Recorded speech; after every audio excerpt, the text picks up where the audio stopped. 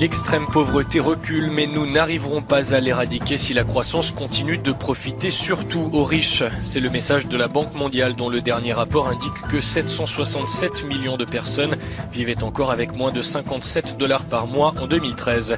C'est 12% de moins qu'en 2012 et plus de 2 fois moins qu'en 1990. Depuis les progrès de l'Inde et de la Chine, près de la moitié de ces personnes se trouvent en Afrique subsaharienne. La Banque mondiale, qui souhaite éradiquer l'extrême pauvreté avant 2030, prévient que ce n'est réalisable que si les revenus des 40% les plus pauvres augmentent plus rapidement que ceux des 60% les plus riches. Or, la tendance est inversée dans près de la moitié des pays couverts par le rapport.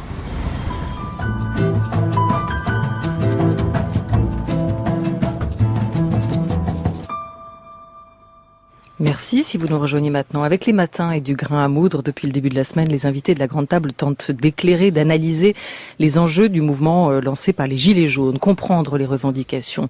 Aujourd'hui, dans l'actualité des idées, quel lien social dans un monde inégal? Les inégalités toujours plus grandes, que gagnerait-on à se donner les moyens de lutter contre? Réunis à l'occasion de la 13e conférence de l'AFD qui se tient à Paris jusqu'à demain, on en parle avec nos invités, les économistes Gaël Giraud de l'Agence française de développement, auteur de l'illusion financière, et l'américain James Galbraith, professeur à l'université du Texas, auteur en 2009 de l'État prédateur au seuil et en 2016 de Crise grecque, tragédie européenne. Bonjour messieurs. Bonjour. Merci d'être avec nous. Les raisins de la colère, on le voit aujourd'hui avec le mouvement des Gilets jaunes, les inégalités sont-elles pour vous, James Galbraith, le moteur de toutes les contestations? Je crois en effet que si, à ce que je cherche, je dois dire que je viens d'arriver en France, alors je ne suis pas tout à fait au courant de la situation, mais c'est évident que le gouvernement français a fait aux gens payer la transition écologique en avance. D'une façon qui soit tout à fait inacceptable pour ceux qui ne voient pas comment ils font vivre sous les conditions économiques actuelles. Et je dirais que la grande faute, c'est cette idéologie d'austérité. C'est cette idée qu'on ne peut pas avoir une économie qui fonctionne pour tous, et en même temps les investissements qui sont nécessaires pour la santé de la planète. Gaël Giraud. Oui, je dirais que dans le mouvement des Gilets jaunes aujourd'hui, il y a au moins deux aspects. Il y a un aspect que vient de rappeler James à l'instant qui est directement lié à la question de la taxe carbone. Et c'est vrai qu'aujourd'hui, on pourrait dire les 10% les plus hauts revenus en France sont responsables d'en gros 40, peut-être même 50% des émissions, tandis que les 40-50% les plus démunis en France sont responsables de beaucoup moins, peut-être 10%, 15% des émissions. Ça, c'est établi. Pourquoi les uns seraient plus producteurs parce que le style de vie des hauts autres revenus est beaucoup plus producteur de CO2, ça c'est universellement établi, il n'y a pas de doute là-dessus, quel que soit le pays, quelle que soit la génération, etc. Et en revanche, vu que notamment la pompe à essence occupe une place beaucoup plus importante dans le revenu des bas revenus, du coup la taxe carbone a un impact beaucoup plus fort sur les bas revenus que sur les hauts revenus. D'une certaine manière, relativement à leurs revenus, les bas revenus payent beaucoup plus de taxes carbone que les hauts revenus. Donc là, il y a une distorsion dans le poids du fardeau de la taxe carbone qui est très fort. Et puis il y a un deuxième aspect, à mon avis, qui est sans doute responsable d'une partie de la convergence de la grogne sociale en France aujourd'hui, qui est que c'est vrai qu'on a un système fiscal qui est largement à revoir, qui n'est plus redistributif, ou en tout cas pas assez, ou très mal. Et à ce titre-là, je crois que le gouvernement fait bien de proposer un grand dialogue participatif, de remettre sur la table la totalité de la fiscalité française, pas simplement la fiscalité carbone, mais aussi la fiscalité du revenu, sur le capital, sur l'impôt sur les sociétés, parce que c'est aussi à ce niveau-là que doit pouvoir s'aborder la question de la justice sociale dans notre pays. Il y a les inégalités réelles, Gaël Giraud, et le ressenti, ce sentiment de frustration qu'on voit s'exprimer aujourd'hui dans la rue. Le baromètre des frustrations, ce sentiment d'injustice, est-ce qu'il vous semble être aujourd'hui au plus haut? En quoi ce sentiment d'inégalité mine la cohésion sociale? Je crois qu'il faut bien se rendre compte du fait que nous sommes au bout, d'une certaine manière, d'une trentaine d'années de politique néolibérale qui ont contribué à une division très forte dans l'aménagement du territoire français, avec une très forte métropolisation, où d'une certaine manière, l'essentiel de l'activité humaine, économique, des revenus, des budgets sont concentrés dans les plus grandes villes, de sorte que le reste du territoire se sent complètement abandonné. Aller dans les milieux de l'hyper-ruralité française, la Creuse par exemple, la Corrèze, le nord du Lot-et-Garonne, les Françaises qui sont là se vivent comme abandonnés du reste de la population française, de la puissance publique, voilà. Et donc, là-dedans, il y a un sentiment de relégation sociale très très fort, y compris d'ailleurs vécu par des gens qui, du point de vue simplement de leurs revenus, appartiendraient plutôt aux classes moyennes, mais qui sentent très très forte que la pente vers le déclassement est bien glissant, et qui du coup expriment aujourd'hui leur ressentiment. Il faut dire que nous avons effectivement la même situation aux États-Unis, ce qui nous a donné pour finir la présidence de Donald Trump. Mais ici en France, en plus, vous avez eu une réforme, une soit-dite réforme fiscale qui a augmenté les revenus disponibles aux plus riches, disons de 6% environ, tout en diminuant les revenus disponibles pour une grande partie de la population. Certainement, c'est très prévisible que les gens disent assez, ça suffit, hein. Et James Casbrace, on a le sentiment que le gouvernement, l'exécutif n'a vraiment pas vu venir ce qui est arrivé, même dans la manière dont cette taxe carbone a été pensée. Aujourd'hui, dans la rue, on entend ce mot de mépris qui revient beaucoup dans la bouche des Gilets jaunes. Comment nos démocraties, et c'est un thème sur lequel vous avez beaucoup travaillé, comment nos démocraties se sont-elles débarrassées de tout sentiment de culpabilité, de toute mauvaise conscience à l'égard des perdants, alors de la mondialisation ou en tout cas de l'économie aujourd'hui? C'est une question très intéressante et très importante. Je dirais en premier lieu, c'est la disparition effective des organisations politiques, des partis politiques qui pouvaient représenter vraiment la population en dehors de ceux qui sont effectivement au pouvoir dans cette administration. Et ça, c'est pas seulement en France que ça arrive, mais ça donne une situation où les gens n'ont pas de choix à part la révolte, à part les manifestations qu'on voit. Ça, c'est une question très grave, je crois. Gaël Giraud. Peut-être on peut ajouter à ce que vient de dire James que il y a un petit débat qui monte en ce moment en France, qui est au fond, pour faire la transition écologique, est-ce qu'il faudrait pas mieux une bonne dictature verte parce que la démocratie a échoué à le faire. C'est par exemple ce que écrivait Denise Meadows dans un article du Monde il n'y a pas très longtemps. Alors je crois que ça c'est une erreur de diagnostic totale. Tout à fait. La démocratie n'a pas échoué, la démocratie a été capturée par les intérêts privés, l'État français, mais pas seulement français, aussi américain, d'Europe de l'Ouest, et l'objet d'un lobbying très intense, pas simplement, comme a pu le dire Nicolas Hulot, des intérêts privés d'entreprises, mais aussi d'une technocratie qui vit aujourd'hui, disons, sans les relais d'une responsabilisation face à la population et qui ne se sent plus investi du mandat de représenter la population. Donc quand cette technocratie-là prend le pouvoir, elle estime qu'elle a des arguments technocratiques qui la dispensent d'entrer dans un dialogue politique avec la base, si je puis dire. Et du coup, elle court le risque, en tout cas, d'entrer dans cette forme d'autisme qui est reprochée aujourd'hui, à tort ou à raison, par une partie de la population au gouvernement. Un mot sur cette question de la transition écologique et après on en vient directement ou plus directement à la question des inégalités aujourd'hui en France mais aussi dans le monde, à cette fracture. On a appris aujourd'hui que les émissions de CO2 vont atteindre un nouveau record, qu'elles sont reparties à la hausse. Il y a une nette reprise de nos émissions mondiales de CO2. En septembre, Gaël Giraud, vous avez signé avec 700 scientifiques cet appel aux responsables politiques pour qu'ils passent de l'incantation aux actes pour enfin se diriger vers une société sans carbone. On est en pleine COP24 en ce moment à Katowice en Pologne. Vous regrettez, vous, le recul du gouvernement, ce moratoire, puis la suppression qui a été annoncée de cette taxe carbone? Non, je le regrette pas. Je pense que le gouvernement aujourd'hui apprend petit à petit à dialoguer, et ça c'est une très bonne chose. Je crois que la question c'est comment est-ce qu'on met en place aujourd'hui une pédagogie autour de la transition écologique qui permet d'embarquer tout le monde et non pas de rendre un certain nombre, enfin de faire porter tout le fardeau à un certain nombre. Et donc ça veut dire aujourd'hui comment est-ce qu'on est capable tous ensemble de discuter pour voir que la transition écologique et sociale c'est le projet de société pour l'Europe de l'Ouest et les États-Unis, l'Occident et en fait le monde entier de demain. Tant qu'on n'a pas fait ce travail-là, qui est un travail à la fois intellectuel, scientifique, aussi politique et de pédagogie, évidemment, on va se heurter à une résistance très forte, surtout si la mise en œuvre est injuste de la part de ceux qui sont les premières victimes de ce qu'on est en train de mettre en œuvre. La transition. Il faut dire aussi que c'est pas seulement une question de la politique écologique.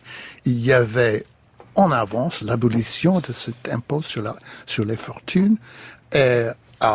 On disait qu'avec plus de revenus disponibles, les capitaux privés allaient investir dans les petites et moyennes entreprises, qu'ils allaient faire ce qu'il fallait faire pour ranimer l'économie française.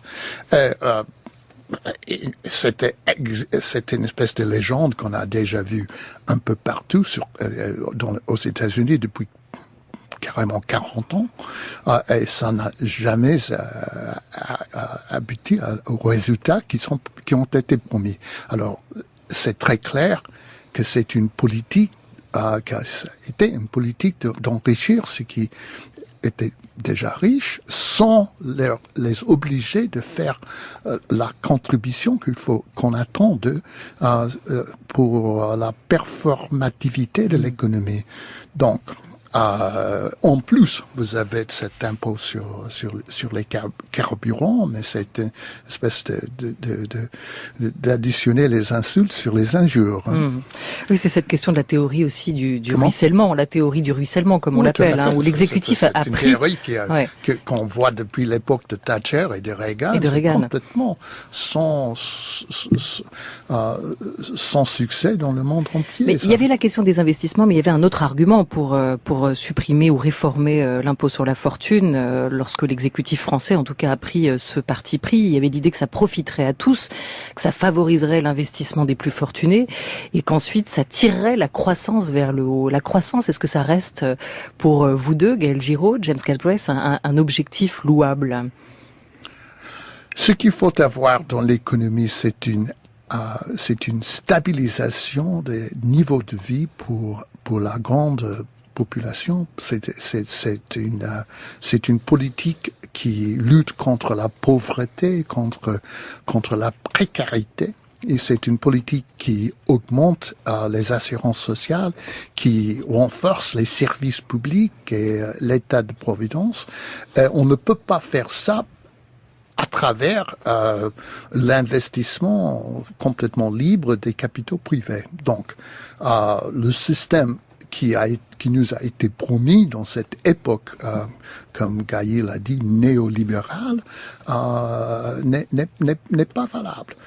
Est-ce qu'on peut avoir un certain niveau de croissance? Oui, je crois que c'est nécessaire. Est-ce qu'on peut obtenir une croissance rapide qui va résoudre tous nos problèmes économiques? Non, je crois que c'est très difficile parce que il faut trouver les moyens de faire cette transition écologique qu'il faut avoir. Et ça, c'est coûteux. Sans doute, c'est coûteux. Mais puisque c'est coûteux, il faut le faire avec en première priorité les besoins de la population de travailleurs, la population des retraités, ceux qui sont dans les positions les plus difficiles. Gaël Giraud. J'ajouterais deux choses pour compléter la réponse de James à votre question. C'est est-ce que la croissance est toujours le bon indicateur? La première, c'est le PIB est un très mauvais indicateur de la prospérité. Si demain matin vous faites un accident sur l'autoroute, vous augmentez le PIB. Parce qu'il faut venir vous chercher, vous soigner, réparer la voiture, tout ça, c'est excellent pour le PIB. Pour moi. Moins pour vous, pour ma sûr, voiture, mais voilà, le PIB est un concept sacrificiel en fait. Si vous empoisonnez vous jetez du poison dans une rivière, c'est excellent pour le PIB. J'ai même des collègues économistes qui disent si on achève de tuer toutes les abeilles, ce sera excellent pour le PIB parce qu'on devra faire de la pollinisation à la main ou avec des machines. Voilà. Et donc, vous voyez qu'à force d'idolâtrer le PIB, on finit par raconter n'importe quoi. Il y a quelques années, l'OCDE avait proposé d'introduire la prostitution dans le PIB pour continuer à faire augmenter le PIB. Voilà. Et donc là, on marche des pieds sur la tête, puisqu'en fait, c'est pour augmenter un indicateur qui par ailleurs est très mauvais qu'on est capable simplement de casser le thermomètre. Et la deuxième chose? Et la deuxième chose, c'est l'Europe de l'Ouest est coincée aujourd'hui dans une trappe qui est en partie déflationniste. Le grand problème économique européen aujourd'hui, c'est l'excès de dette privée, pas de dette publique. L'excès de dette privée empêche le secteur privé d'investir, comme vient de le dire James, et en particulier d'investir dans la transition écologique. Le seul acteur économique qui est capable aujourd'hui de continuer à investir sans mourir demain matin, parce qu'il ne fera pas faillite, c'est l'État.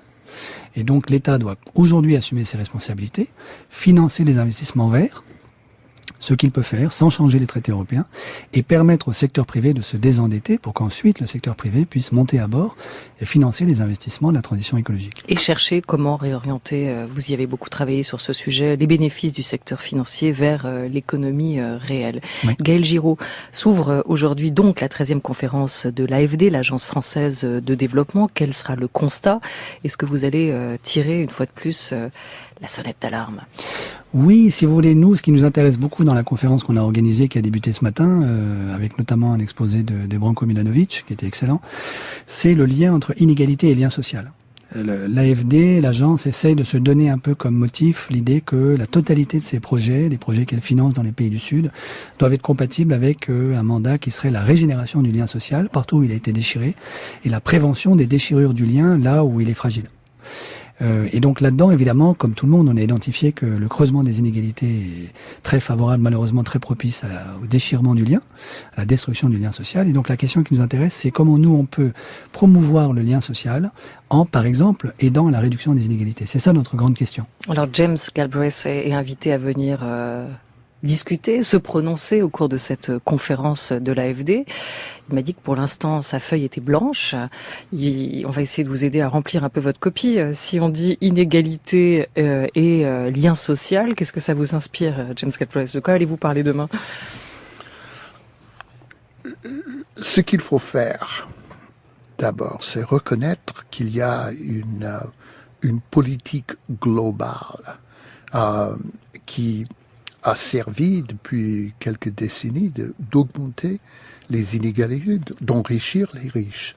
C'est une politique financière qui a ses quartiers généraux à New York, à Washington, à Londres, et qu'il faut d'abord trouver les moyens de contrôler ces centres de pouvoir financier. Le problème central, c'est la financiarisation de l'économie mondiale. Et puisque nous avons un problème qui doit prendre priorité, c'est-à-dire ce problème de la stabilisation écologique, de la transition énergétique, il faut avoir un pouvoir public qui a la capacité de s'adresser à ça sans être soumis toujours à des forces extérieures qui viennent du secteur financier. Pour moi, c'est très clair que l'augmentation des inégalités dans l'économie mondiale, ce qui est le sujet de mes propres recherches, est lié très très étroitement dans cette époque néolibérale au pouvoir des banques, du secteur financier qui a été très très bien contrôlé pendant 40 ans, au milieu du XXe siècle, mais qui est devenu depuis 40 ans, 30-40 ans, effectivement la puissance centrale dans notre société. Et ça, c'est insoutenable. Et les effets sont très clairs pour les gens ordinaires qui se trouvent dans les rues en ce moment. Mais James Galbraith, la richesse mondiale augmente. On l'entendait tout à l'heure dans le dernier rapport de la Banque mondiale, l'extrême pauvreté recule. Dans quelle proportion alors les inégalités mondiales se creusent-elles ? Si on veut parler de la pauvreté mondiale, il faut d'abord discuter de la Chine, qui est une grande exception parce que la Chine ne s'est pas subordonnée à la puissance financière de l'Ouest. C'est très clair. La Chine a beaucoup de difficultés, surtout sur le plan écologique, qu'il va falloir confronter. Ce pays veut se maintenir d'une façon viable pendant les années à venir, mais les Chinois ont un très grand avantage d'avoir le contrôle de leur propre destin. Ils sont servis pour réduire la pauvreté extrême d'une façon très, très impressionnante. Mais dans le reste du monde, ça a été beaucoup moins clair. Et en Amérique latine, où il y a eu depuis environ l'an 2000 des progrès importants, par exemple au Brésil, on est maintenant en plein recul. On est maintenant dans une situation où le progrès qu'on a fait contre la pauvreté est en train d'être renversé par des gouvernements franchement néofascistes c'est une situation qui devient de plus en plus grave. Pour la France, les derniers chiffres de l'INSEE montrent que les inégalités se sont plutôt stabilisées à un niveau proche de 2008, année de la crise, des inégalités plus prononcées si on prend en compte le patrimoine, un taux de pauvreté qui serait en nette hausse depuis 10 ans. On est là sur la question des inégalités statistiques calculées et on évoquait tout à l'heure l'importance de ce ressenti. Est-ce qu'on ne met pas assez en avant peut-être aussi les bonnes nouvelles pour comprendre les grandes tendances mondiales? C'est le point de vue de certains chercheurs intellectuels et notamment de l'optimiste Steven Pinker, l'auteur de La part d'ange en nous, professeur à Harvard, psychologue cognitiviste canadien. Écoutez.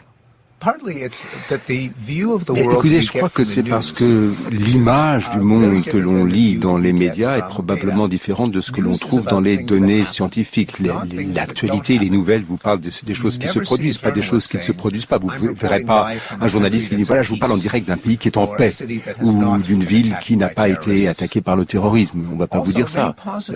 Et puis, il y a des tendances positives mais qui se font sur le long terme et qui ne font pas l'actualité. Les journaux auraient pu dire, par exemple, 137 000 personnes ont échappé hier à la pauvreté extrême. Parce qu'effectivement, chaque jour, depuis 30 ans, c'était le cas, mais on n'a jamais vu ces gros titres dans les journaux, ce qui fait que le fait qu'il y ait 1 million de personnes qui aient échappé à la pauvreté, personne ne le sait. Gaël Giraud. C'est compliqué de répondre à cette question parce que il y a beaucoup d'éléments dans tout ça. Si je reprends simplement les chiffres de l'INSEE que vous mentionniez tout à l'heure, en fait, ces chiffres montrent que on n'a pas encore tourné la page de la crise financière de 2008. Donc, on est à un niveau d'inégalité qui est encore supérieur à celui qui prévalait en France en 2007 et très certainement, en tout cas, sans ambiguïté, avant 1990. Donc, de ce point de vue-là, si vous voulez, le problème dans ces débats, c'est que souvent, l'interlocuteur choisit pile les dates qu'il arrange pour faire sa démonstration statistique. Mais globalement, c'est quand même difficile, je crois, de prétendre que les inégalités se seraient améliorées en France sur les 20 dernières années. Qui plus est, c'est vrai que le ressenti n'est pas forcément la traduction immédiate de la statistique. Il n'empêche que quelquefois les deux sont d'accord. Prenons un exemple simple, ce qu'on appelle le coefficient de Gini, qui est une mesure globale des inégalités. Vous avez deux manières de le calculer. Vous pouvez calculer un coefficient de Gini relatif et absolu. Alors la différence est facile à comprendre. Supposez que nous soyons dans une économie avec James et moi. Dans la première économie, James gagne 100 et moi 1. Et dans la deuxième économie, James gagne 200 et moi 2. Au sens du Gini relatif, ces deux économies sont équivalentes. Elles ne sont pas plus inégalitaires l'une que l'autre. Au sens du Gini absolu, la deuxième est 2 fois plus inégalitaire que la première. Pour le ressenti des personnes qui sont dans cette économie, c'est évident que la deuxième sera beaucoup plus inégalitaire. Sauf que, bien souvent, on calcule le Gini en relatif. Et donc, on donne l'illusion qu'en fait tout va bien, Les inégalités n'augmentent pas, alors que le ressenti de la population, c'est qu'elles augmentent. Et en réalité, en Gini absolu, elles augmentent bel et bien. Alors que gagnerait-on à se donner les moyens de lutter contre les inégalités, Gaël Giraud, James Galbraith? Bon, là-dessus, il y a beaucoup de travaux qui sont unanimes. Donc, en fait, mes travaux à moi montrent que la réduction des inégalités favorise la croissance, au moins la croissance potentielle. Donc là, j'entre pas dans le débat de savoir si la croissance est bien pour l'écologie, mais indépendamment des émissions de CO2, si on veut avoir davantage de croissance, il faut avoir moins d'inégalités. Ceci est complètement contraire à ce que une certaine vulgate économique raconte depuis 2 siècles, à savoir qu'on pourrait s'intéresser d'abord à la taille du gâteau et ensuite à la manière dont on répartit le gâteau. En réalité, ce que montre l'analyse la plus récente, c'est que la façon dont vous répartissez le gâteau a une influence sur la taille du gâteau.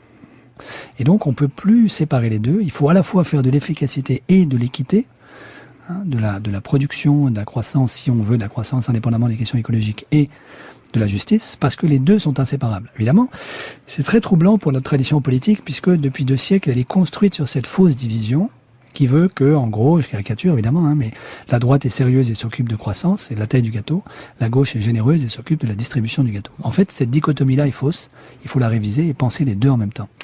Si on fait une comparaison des pays